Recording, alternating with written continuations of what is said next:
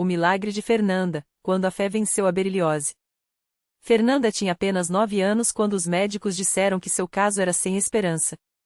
A beriliose, uma doença pulmonar rara e agressiva causada pela exposição ao berílio, havia se instalado em seus pequenos pulmões com uma velocidade assustadora. Seu pai, operário em uma fábrica de peças aeronáuticas, havia levado o pó tóxico para casa sem saber, nas roupas, nos sapatos, e a menina, que adorava brincar perto dele enquanto consertava coisas na garagem, respirou aquilo por meses. Quando os primeiros sintomas apareceram, uma tosse seca que não passava, cansaço extremo, falta de ar ao correr, os pais pensaram que fosse apenas uma alergia. Mas os exames revelaram o pior: fibrose pulmonar irreversível, progressiva, sem cura. Doutor, tem jeito? A mãe de Fernanda, Dona Maria, perguntou com as mãos trêmulas, segurando o laudo como se fosse uma sentença. Infecções recorrentes, insuficiência respiratória. Com o tempo, ela vai precisar de oxigênio constante. Podemos tentar controlar os sintomas, mas o médico fez uma pausa, olhando para Fernanda, que, mesmo doente, sorria sem entender a gravidade. Não há reversão. As palavras ecoaram na cabeça de Dona Maria como um martelo. Seu marido, seu João, homem forte e trabalhador, chorou pela primeira vez na vida quando soube. A família não tinha plano de saúde, e os remédios custavam mais do que ganhavam. As noites se tornaram um pesadelo de tosses abafadas, crises de falta de ar e a sensação de que, a cada dia, Fernanda ficava mais fraca. Foi então que a vizinha, Dona Rosa, uma senhora de cabelo branco sempre vestida com saias longas e blusas discretas, bateu à porta deles com um prato de sopa. Maria, eu sei que vocês estão passando por um vale escuro, mas Deus não abandonou vocês não. Ela segurou a mão de Dona Maria com firmeza. Na minha igreja, a gente ora, e Deus responde. Venham conosco domingo. Oração? Seu João resmungou, enxugando o rosto com as mãos calejadas. Já rezamos tanto, Rosa. Não é só rezar, João. É crer. É estar onde Deus está. Dona Rosa olhou para Fernanda, que, mesmo pálida, ouvia tudo com olhos brilhantes. Deixa a menina ver que ainda tem esperança. No domingo seguinte, a família entrou pela primeira vez na congregação cristã no Brasil. O prédio era simples, sem luxo, com bancos de madeira enfileirados e paredes brancas. Não havia instrumentos musicais, apenas vozes unidas cantando hinos que falavam de fé e milagres. As irmãs usavam vestidos modestos, os irmãos, camisas abotoadas até o colarinho. O ancião, um homem de barba branca e voz serena, dirigia a reunião com uma Bíblia na mão. Fernanda sentou-se entre os pais, observando tudo. O ar parecia diferente ali. Não havia pressa, não havia desespero. Só paz. Quando chegou a hora dos testemunhos, um irmão se levantou e contou como Deus havia curado sua filha de uma doença no sangue. Outra irmã falou da providência divina quando perderam tudo em uma enchente. E então, como se fosse um sinal, o ancião olhou para Fernanda e disse: Se alguém aqui precisa de um milagre, que se levante e peça. Deus está ouvindo. Dona Maria hesitou, mas Fernanda puxou sua mão. Mãe, eu quero ir, sua voz era fraca, mas firme. E lá foi ela, de pé, na frente de todos, com suas tranças desalinhadas e o vestido florido que Dona Rosa havia emprestado. Não sabia o que dizer, então apenas falou a verdade. Eu tô doente, moço. Os médicos falaram que não tem jeito. Mas a minha vizinha falou que aqui Deus cura. Ela olhou para o chão, envergonhada, mas então levantou os olhos, cheios de lágrimas. Eu quero ficar boa. O silêncio que se seguiu foi quebrado por um murmúrio de orações. O ancião se aproximou, colocou a mão em sua cabeça e começou a orar em voz alta, com uma fé que Fernanda nunca havia visto. Os irmãos se levantaram, uns após os outros, e juntaram as mãos, clamando a Deus como se estivessem falando com um pai que realmente os ouvisse. Não havia gritos, não havia espetáculo. Só uma certeza quietinha, mas inabalável: Deus pode. As semanas passaram, e Fernanda continuou indo aos cultos com a família. Toda vez que o ancião pedia por aqueles que precisavam de cura, ela se levantava, mesmo quando as pernas doíam de fraqueza. Sua mãe chorava ao vê-la tossir durante os hinos, mas Fernanda não desistia. Mãe, eles falam que Deus é bom. Eu acredito. Dizia ela, segurando o lenço que Dona Rosa lhe dera, bordado com um versículo: tudo posso naquele que me fortalece. Até que, em um domingo de Santa Ceia, algo mudou. Fernanda estava sentada, observando o pão e o vinho sendo passados entre os irmãos, quando sentiu uma estranha sensação no peito. Não era dor. Era alívio. Como se algo dentro dela estivesse se soltar. Respirou fundo, e pela primeira vez em meses, o ar entrou sem esforço. Seu rosto se iluminou. Mãe, sussurrou, puxando a saia de Dona Maria. Eu tô conseguindo respirar. Dona Maria não acreditou a princípio, mas quando viu a filha correr pelo pátio da igreja depois do culto, sem tossir, sem ofegar, ela caiu de joelhos e chorou. Seu João, que havia entrado na igreja cético, agora segurava a Bíblia com mãos trêmulas, lendo salmos como se fossem cartas pessoais de Deus para ele. Os médicos, quando os exames seguintes saíram, ficaram estarrecidos. A fibrose havia regressido. Os pulmões de Fernanda estavam limpos, como se a doença nunca tivesse existido. Isso não tem explicação médica, disse o pneumologista, coçando a cabeça. É inexplicável. Mas Fernanda sorriu, porque ela sabia a explicação. Anos depois, Fernanda, agora uma jovem de cabelos longos e olhar sereno, estava de pé na mesma igreja, dando seu testemunho. Vestida com modéstia, como ensinado, ela contava sua história para uma nova geração de irmãos que precisavam de fé. Eu aprendi que Deus não desiste da gente, mesmo quando a gente desiste de si mesmo. Sua voz não tremia mais. Ele só pede uma coisa, que a gente creia. Não precisa ser perfeito. Não precisa ter todas as respostas. Só precisa ir até ele, como eu fui naquele domingo, doentinha, com medo, mas disposta a confiar. Ela olhou para o ancião, que agora era um homem ainda mais velho, mas com a mesma fé ardente. A congregação cristã no Brasil me ensinou que milagre não é só a cura.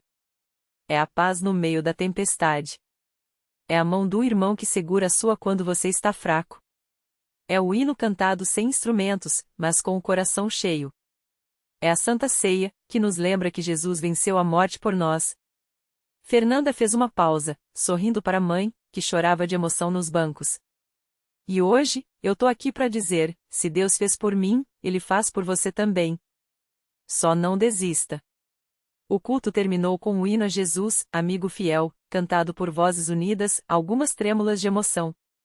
Do lado de fora, o sol brilhava sobre o prédio simples, onde, mais uma vez, a fé havia vencido o impossível. Porque na congregação cristã no Brasil, os milagres não são lendas. São realidades vividas por quem, como Fernanda, aprendeu que a Deus, nada é impossível. No domingo seguinte, a notícia do testemunho de Fernanda já havia se espalhado pela cidade. Muitos que a conheciam de vista, ou que só sabiam de sua luta pela vizinhança, agora a olhavam com outros olhos. Alguns, até mesmo os mais céticos, sentiram um chamado no coração para conhecer aquele lugar onde, segundo diziam, Deus ainda operava maravilhas. Entre eles estava o Sr. Antônio, um homem de quase 70 anos, viúvo há 10, que carregava uma dor silenciosa no peito. Não era uma dor física, mas uma ferida na alma, a perda do filho único, vítima de um acidente de moto anos antes. Desde então, Antônio vivia fechado em sua casa, recusando até mesmo o convite dos poucos amigos que ainda insistiam. Deus não existe, ou não se importa, costumava dizer, amargurado.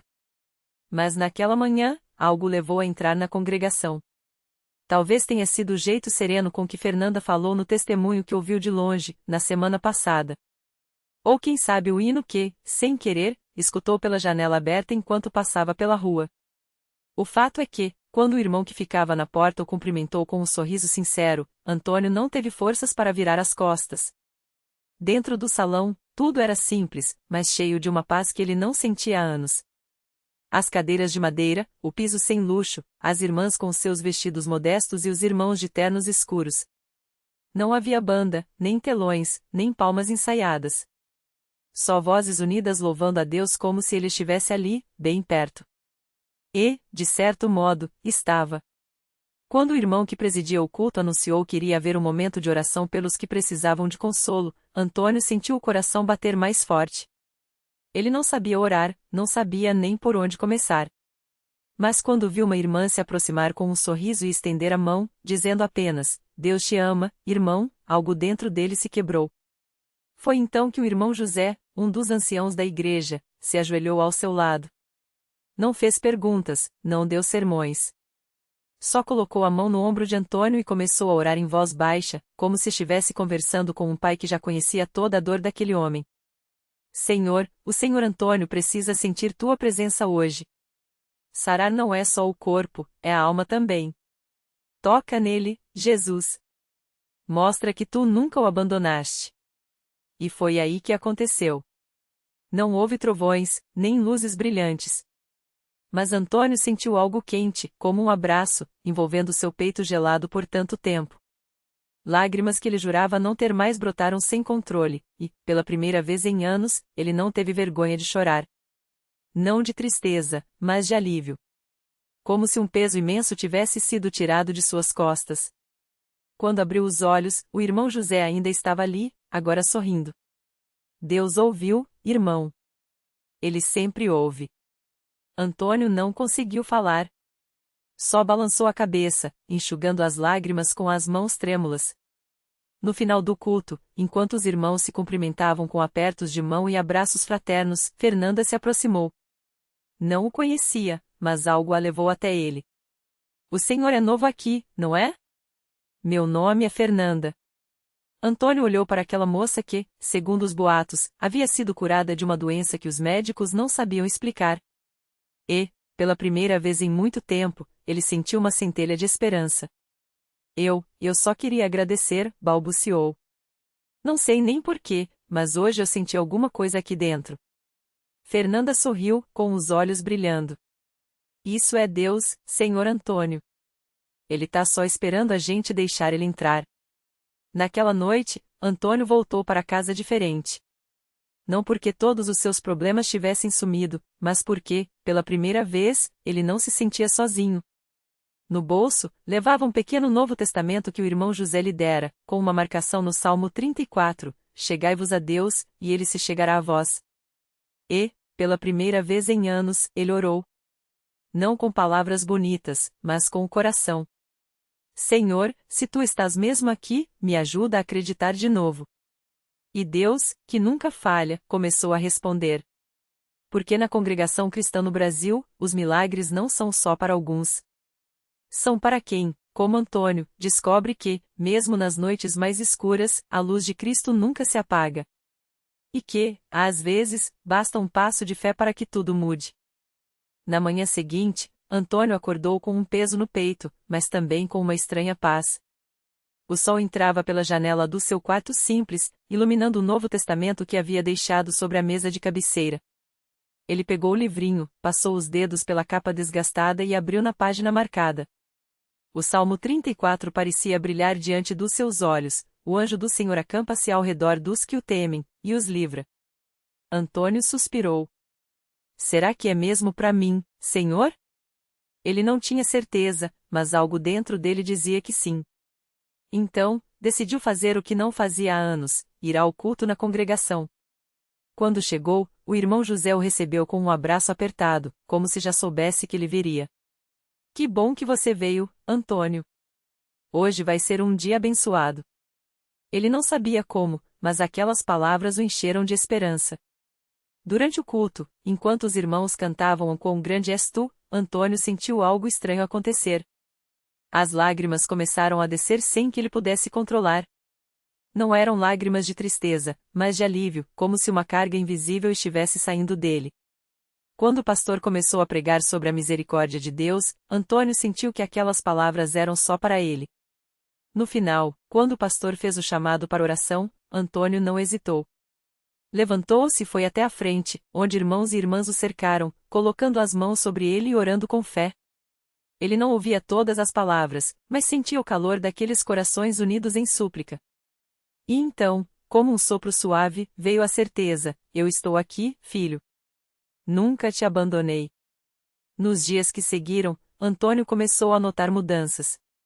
O desespero que o consumia há meses parecia perder força. As contas ainda estavam lá, os problemas não haviam desaparecido, mas agora ele tinha algo que não tinha antes, uma esperança que não vinha de si mesmo, mas de Deus.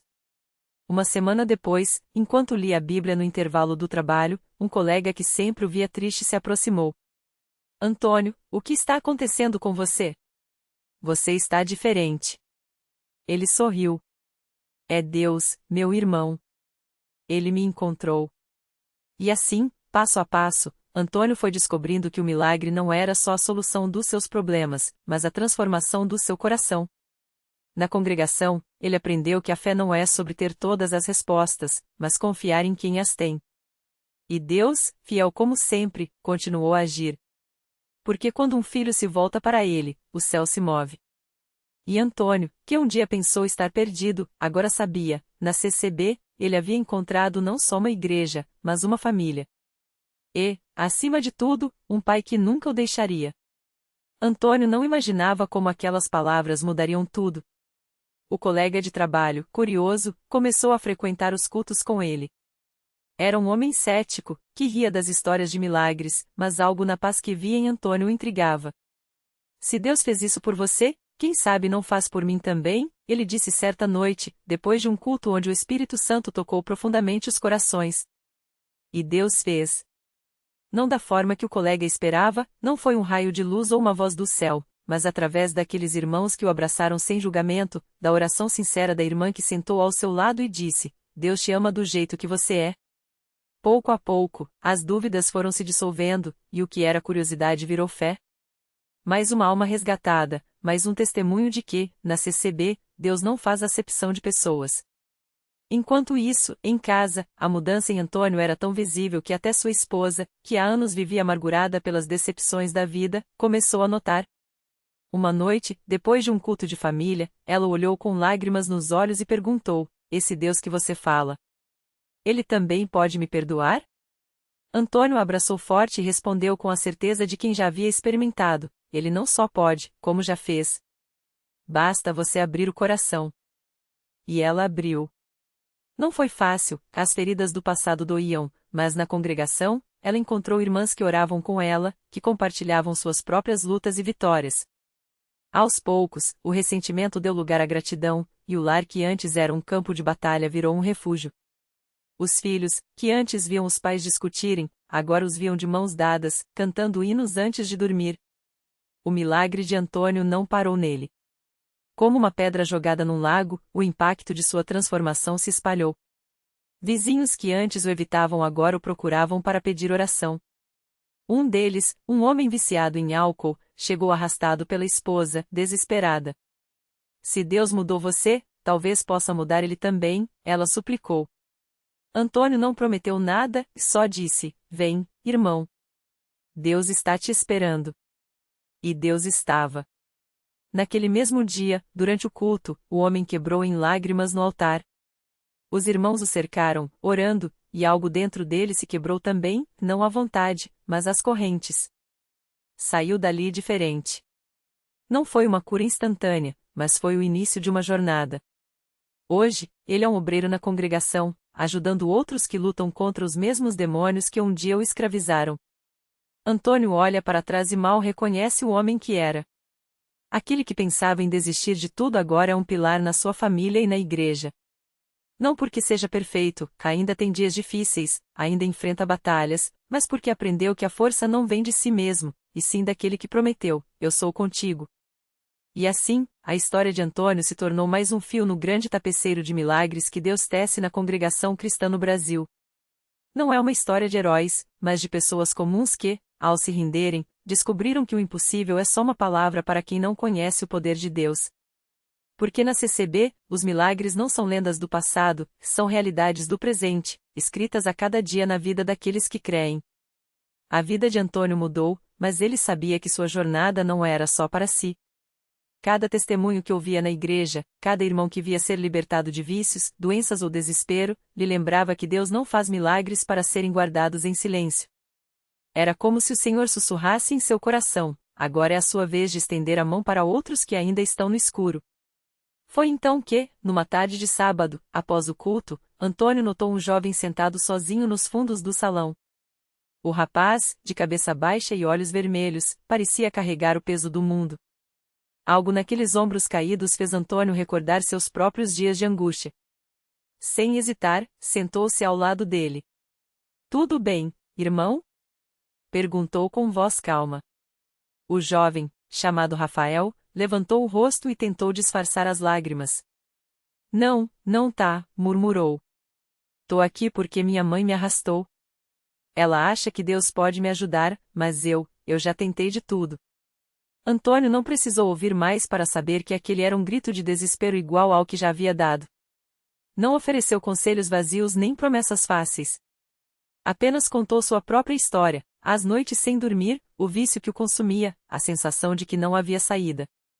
E então, falando baixinho para não chamar a atenção dos outros irmãos que ainda conversavam pelo salão, disse: Eu também achei que não tinha jeito. Mas aqui, nesse mesmo banco, Deus me mostrou que Ele não desiste da gente. Não é religião, irmão. É amor. Um amor que não olha o que a gente já fez, só o que a gente pode ser. Rafael ouvia em silêncio, os dedos tremendo. Antônio percebeu que aquelas palavras estavam atingindo algo profundo nele. Então, com a mesma simplicidade com que havia sido acolhido anos antes, convidou: Que tal a gente orar juntos? Não precisa ser bonito, não precisa ter fé do tamanho de uma montanha. Basta você querer uma chance. Rafael hesitou, mas finalmente assentiu. Os dois se ajoelharam ali mesmo, entre os bancos de madeira que já haviam testemunhado tantas lágrimas e tantos milagres. Antônio orou com a voz embargada, pedindo a Deus não só pela libertação de Rafael, mas para que ele sentisse, naquele exato momento, que não estava sozinho. Que havia um pai que o esperava de braços abertos, assim como havia esperado por ele. Quando terminaram, Rafael levantou-se com os olhos úmidos, mas havia algo diferente em seu olhar, uma centelha de esperança. Nos dias seguintes, Antônio não o deixou sozinho. Levá-lo para os cultos, apresentá-lo aos irmãos, compartilhar refeições em sua casa, pequenas ações que, juntas, foram tecendo uma rede de apoio em torno daquele jovem que pensava não ter mais salvação. Semanas depois, durante um culto de oração, Rafael subiu ao púlpito com as pernas trêmulas. Com voz quebrada, contou como havia chegado à igreja arrastado pela mãe, cheio de revolta e desespero. Falou das noites em que pensava em acabar com tudo, dos vícios que o estavam destruindo. Mas então mencionou Antônio. Esse irmão aqui não me jurou nada. Não disse que ia ser fácil. Só me mostrou que Deus não desistiu de mim quando todo mundo já tinha desistido. E hoje eu tô aqui para dizer que eu também não vou desistir. O salão explodiu em glórias a Deus. Muitas daquelas pessoas já haviam visto Antônio entrar pela porta dos fundos, quebrado, e agora o viam de pé, não como um homem que superou tudo sozinho, mas como um instrumento nas mãos de Deus para salvar outros. Não havia orgulho em seu coração, só gratidão. Porque ele sabia, a história de Rafael não era diferente da sua. Era mais um capítulo da mesma graça que, há décadas, transformava vidas na congregação cristã no Brasil. E assim, como ondas que se multiplicam no mar, o milagre que começou em Antônio alcançou Rafael, e de Rafael alcançaria outros, e outros mais. Não por mérito humano, mas porque Deus, em sua bondade, escolheu usar vasos frágeis para mostrar ao mundo que seus milagres não são coisa do passado. Eles acontecem aqui. Agora. Na vida de quem, como Antônio e Rafael, ousa acreditar que, mesmo no fundo do poço, há uma mão estendida pronta para puxá-los para a luz. O último passo da fé. Rafael abriu os olhos no leito do hospital, e o primeiro rosto que viu foi o de Antônio, agora não mais um estranho, mas um irmão em fé. Os médicos balançavam a cabeça, incrédulos, os exames não mostravam vestígios da doença que o consumia. Sua família chorava, não de dor, mas de alívio. Antônio sorriu, lembrando-se de suas próprias lágrimas anos antes, quando também fora curado da mesma forma, não por medicina, mas por uma graça que ultrapassa a lógica. Naquela noite, na pequena congregação cristã do bairro, as vozes se uniram em cânticos de gratidão. Antônio e Rafael se abraçaram no meio dos irmãos, sabendo que seus milagres não eram isolados, eram elos de uma corrente que Deus tecia há gerações. A avó de Rafael, que rezara por ele desde criança, agora havia a resposta. A mãe de Antônio, que outrora duvidara, agora testificava com lágrimas nos olhos. A reflexão que fica. Milagres não são apenas cura física, são sinais de que Deus ainda fala no silêncio das noites sem sono, nas orações sussurradas entre soluços, na mão que se estende quando todas as outras se afastam. Antônio e Rafael aprenderam que a fé não é a certeza de que o sofrimento desaparecerá, mas a convicção de que, mesmo no vale mais escuro, não estamos sozinhos. A lição. Deus não precisa de heróis, ele usa os quebrantados. Não exige perfeição, basta um coração disposto a dizer: aqui estou, usa-me.